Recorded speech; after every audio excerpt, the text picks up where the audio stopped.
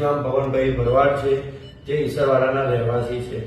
આપણે સાથે દર્દી શ્વાસ ચડે, પગમાં પુષ્કળ સોજા, બીપી ઘણું વધારે અને હૃદયના ધબકારા અનિયમિત હતા. હૃદયના ધબકારા આશરે 180 જેવા હતા, જે અનિયમિત હતા અને બીપી ઘણું પુષ્કળ વધારે હતું, 240/140. આપણે આવ્યા ત્યારે પુષ્કળ સોજા, પગમાં પેટમાં સોજા, પગમાં સોજા અને પુષ્કળ ખાંસી આવતી હતી.